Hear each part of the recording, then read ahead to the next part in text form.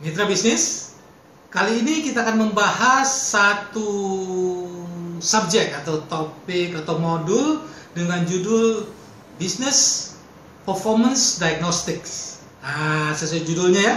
Jadi untuk mendiagnosa hasil bisnis atau kinerja bisnis. Kenapa kok kita perlukan bisnis kok harus didiagnosa gitu kayak orang saja. Jadi begini. Business Performance Diagnostic saya maksudkan untuk mencapai dua target harapan yang biasanya pemimpin bisnis inginkan. Satu, kalau ada penyakit, ya, ada kerugian, penurunan sales, penurunan profit, gangguan cash flow, kemudian kehilangan market share, atau susah lah pokoknya berbisnis gitu ya. Karena business factor atau business department atau business function atau business element itu banyak banget, kita kan agak sukar kalau kita tidak tahu sebetulnya perusahaan kita ini sakitnya di mana ya, kendalanya di mana ya, kenapa ke omset turun ya. Kalau kita nggak pakai diagnostik, biasanya nih yang biasanya, oh sales turun ya, oh panggil sales trainer, pasti sales people-nya kurang pinter, kurang canggih, ayo kita training supaya dia pinter. Di training mau 1 kali 1000 kali pun, kalau persoalannya bukan karena kompetensi sales people, kan nggak nyambung, betul tidak? Tidak ada improvement karena salah terapi. Ibarat kata sakit gigi diobatin kaki, gitu kira-kiranya. Jadi perlu diketahui sakitnya apa atau di mana. Sudah pasti itu baru kasih terapi, gitu ya. Yang kedua, bukan kan ada persoalan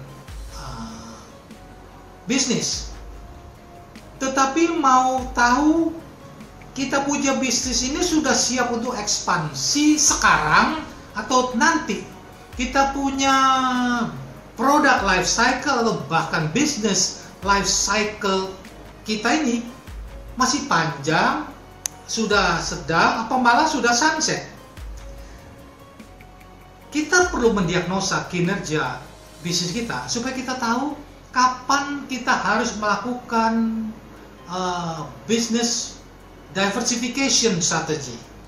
Kapan kita mulai mau melakukan new business opportunity? Kapan kita mau akuisisi? Kapan kita mau merger? Apa yang harus kita lakukan untuk mengembangkan bisnis? Kita tidak tahu kalau kita tidak punya data fakta tentang kinerja bisnis. Banyak perusahaan seperti Titanic menganggap unsinkable ship, gitu ya. Menganggap korporasinya tidak mungkin rugi, tidak mungkin kecil, tidak mungkin bangkrut. Sehingga arogansi ini dan atau sebetulnya sindroma kebesaran kalau istilah saya, tidak waspada, terlalu optimis, akhirnya halusinasi, gitu ya. Sudah menabrak sampai menabrak gunung es pun nggak tahu dia mau ngapain, tidak well prepared, sehingga sekoci kurang, ketika tenggelam banyak yang mati, gitu kira-kiranya. Bisnis juga tidak ada bisnis yang unsinkable, itu tidak ada. Bisnis itu seperti manusia, ada early stage, ada mulai lahir, tumbuh, ya, sampai kepada growth stage, sampai ke mature stage, sampai ke declining stage. Setiap tahapan ini harus diketahui, dianalisa, dipantau. Sama seperti ibarat kata angkatan udara memantau di angkasa, di langit ini ada infiltrasi pesawat asing atau tidak, gitu ya. Harus mengetahui ada apa yang terjadi. Kalau orang yang concern kepada kesehatan kan biasanya ya, setiap tahun minimum melakukan general check up, bukan karena dia sakit, tapi mau mengetahui saya ada hal apa yang perlu diperbaiki, sehingga ketahuan secara dini. Ada penyakit pun secara dini bisa diobati, dihilangkan. Kalau tidak pun bisa ditingkatkan apa yang perlu ditingkatkan. Nah, Business Performance Diagnostic saya bikin untuk membantu mitra bisnis mendapatkan dua manfaat tadi. Satu, mendiagnosa apakah persoalannya, ada persoalan atau tidak, di mana saja, apa saja. Kedua, bagaimana memanfaatkan data, fakta kinerja bisnis ini untuk melakukan business expansion, kita mau growth, mau kemana, bagaimana, dua ini.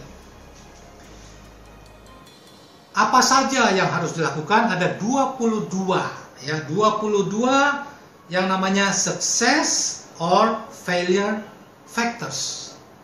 Ada 22 faktor yang bisa mempengaruhi sukses dan kegagalan bisnis. Apa saja itu? Kita akan membahas, menganalisa, mendiagnosa, maksud saya 22 faktor ini ketika di kelas. Satu, tentang ICT, Information Communication Technology. Dua, tentang Business System. Tiga, tentang Innovation Behavior. Keempat, tentang Leadership. Kelima, tentang People Management.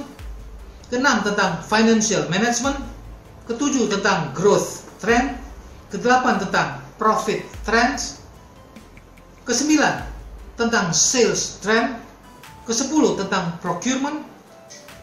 Ke-11 tentang production, ke-12 tentang supply chain, ke-13 tentang customer management, ke-14 tentang product management, ke-15 tentang sales management, ke-16 tentang marketing management, ke-17 tentang strategic management, ke-18 tentang industry growth trend, ke-19 tentang eco-friendly trend, ke-20 tentang global trend, ke-21 tentang social politik, ke-22 tentang succession plan. Kok banyak banget? Ya memang banyak. Ini belum semua, yang nggak gitu penting saya nggak masukkan. Nanti kita bisa berhari-hari di kelas. 22 ini namanya key success factors atau key failure factors. Memang tidak semua perusahaan pasti mengandung 22 faktor ini, tidak. Tetapi seyogianya harus memiliki, mengantisipasi, menyediakan kalau belum ada. Kenapa? Karena ini namanya crucial. Ini adalah kategori yang dominan atau determinan yang dominan mempengaruhi hasil bisnis.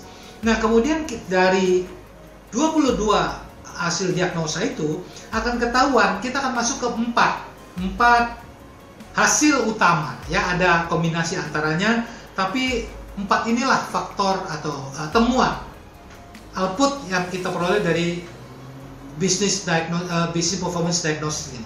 Yang pertama, bahwa perusahaan mitra bisnis itu luar biasa, performance bagus banget, sehingga yang diperlukan itu bukan perbaikan tetapi growth expansion strategy, gitu ya. Apa yang harus kita lakukan dan bagaimana melakukan expansion strategy yang aman nyaman, gitu, yang membesar, mengkaya, tetapi very low risk.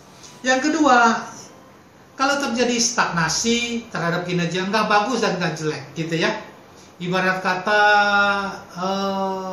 kemarin sama, hari ini sama, besok kan sama, gitu kira-kiranya. Jadi tidak bagus, tidak jelek. Strateginya tentu saja yang namanya profitisasi terhadap stagnasi, atau istilah saya mobilisasi, atau bahkan diperlukan diversifikasi. Itu solusi kedua.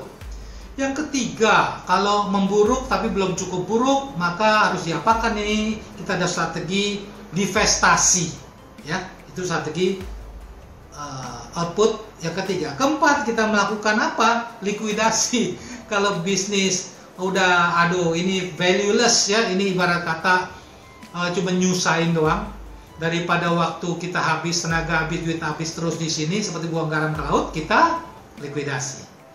Nah, mitra bisnis ini topik berat, ya, topik berat.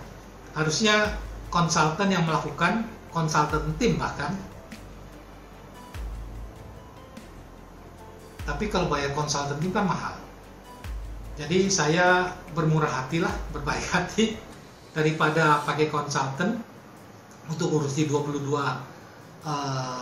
diagnosis ini, mendingan mitra bisnis dan tim kirim saja boleh in-house training, boleh public seminar. Tapi karena yang harus dianalisis itu 22 business factors ya, kan nggak bisa satu orang. Saya nggak percaya ada satu orang mampu menjawab, mengevaluasi, bukan menjawab,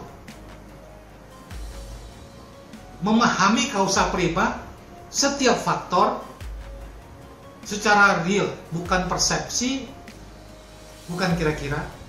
Kalau Anda tidak terjun di bidang itu, kayaknya sulit ya. Betul tidak? Harus orangnya, orang yang person in charge di tiap bagian ini, itu yang bisa jawab. Jadi bukan kira-kira, tapi data fakta. Dari data fakta itulah baru bisa ketahuan hasil yang presisi, yang akurat.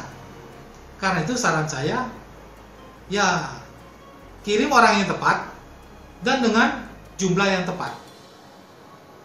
Jangan ibarat kata, yang penting saya ikut saja. Jangan ya, sayang-sayangin, buang-buang waktu. Anda harus mengharapkan hasil sesuai yang saya janjikan. Anda pulang itu sudah ada program aksi solusi. Tinggal implementasinya terserah Anda dan tim bagaimana melakukannya. Tapi yang jelas, bukan hanya tahu, Anda punya saran solusi dan program aksi. Sukses untuk mitra bisnis.